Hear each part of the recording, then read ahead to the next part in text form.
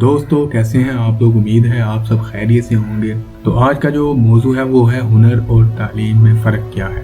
Skill یا ہنر اور تعلیم سے بڑی کوئی چیز نہیں ہے۔ اگر آپ کا تعلق کسی بڑی کاروباری یا زمیندار فیملی سے نہیں ہے تو تعلیم اور ہنر ہی آپ کو خوشحال بنا سکتا ہے۔ تعلیم سے مراد علم و ہنر ہے، ڈگری نہیں ہے۔ کامیابی ایک پروسیس کا نتیجہ ہے۔ پروسیس فارمنگ کی مانند ہوتا ہے، یعنی پہلے زمین تیار کی جاتی ہے، پھر بیج بوئے جاتے ہیں اور پھر پانی اور کھاد وغیرہ ڈالی جاتی ہے۔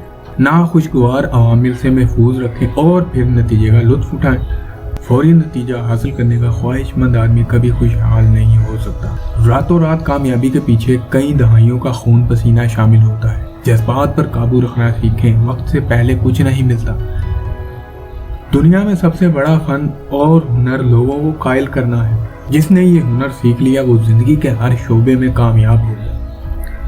آپ کا سب سے بڑا اثاثہ آپ کی مثبت ذہنی کیفیت ہے، جسے ہم عام لفظوں میں مائنڈ سیٹ بھی بولتے ہیں۔ مثبت سوچ والا بندہ ہی بیج بیجتا ہے اور نتیجے کا انتظار کرتا ہے۔ آپ کے دوست اور ان کے اثرات آپ کے مستقبل پر اثرات انداز ہو سکتے ہیں۔ اچھے دوست کا مطلب ہے اچھا مستقبل۔ زندگی میں کبھی بھی فارغ اور ویلے آدمی سے لڑائی نہ کریں۔ لڑائی کا چناؤ ہمیشہ سوچ سمجھ کر کریں۔ ایک بندے نے ایک دفعہ ایک ریٹائرڈ اور فارغ آدمی سے پھڈا کر لیا اور اس ریٹائرڈ آدمی نے 12 سال تک اس آدمی کو عدالتوں میں ذلیل کیا اور اس کے فوت ہونے کے بعد اس بندے کی جان چھوٹی۔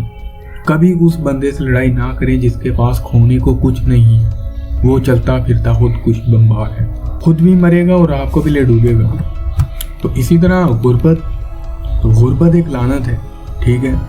یہ ایمان اور شان کی دشمن ہے۔ خوشحالی اللہ تعالیٰ کی عظیم نعمت ہے۔ میں نے ہمیشہ اللہ تعالیٰ سے خوشحالی کی دعا مانگی۔ ہمیشہ وہ کام کریں جس سے خوشحالی آئے، صاحب نصاب بنے تاکہ آپ زکوٰۃ دے سکیں۔ اوپر والا ہاتھ نیچے والے ہاتھ سے بہتر ہے اوپر والا ہاتھ بنے۔ اپنے آپ کو شاہراہ عام مت بنائیں کہ جو چاہے جوتوں سمیت آپ پر چڑھ جائے۔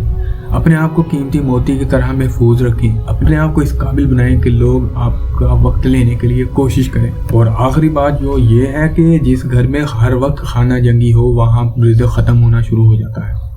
گھر میں امن اور سکون کے لیے اپنی پوری کوشش کریں۔ امن لانے کے لیے اگر ایک آدھ بندے کو گھر یا زندگی سے فارغ بھی کروانا پڑے تو کر لیا جائے۔ منفی لوگوں کا ایک علاج ہے البلاغ۔ اپنے اخراجات کو اپنی انکم سے کم رکھیں، بچت کی عادت ڈالیں، کریڈٹ کارڈ اور دیگر سودی لعنتوں سے دور رہیں، بچت کو انویسٹ کریں۔ برے وقت میں پیسہ بہترین دوست کا کام کرتا ہے۔ اگر آپ کی انکم کا صرف ایک ہی ذریعہ ہے تو آپ بحران سے صرف ایک قدم کے فاصلے پر ہیں۔ اگر آپ کو کوئی ایک جھٹکا یا کسی دوسرے بندے کا موڈ آپ کو معاشی بحران میں مبتلا کر سکتا ہے۔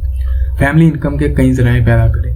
غربت اور خوشحالی دونوں صورتوں میں صدقہ دیا کریں۔ صدقہ اللہ تعالیٰ کے ساتھ کاروباری ڈیل ہے، اس ڈیل میں ہمیشہ منافع ہی منافع ہے۔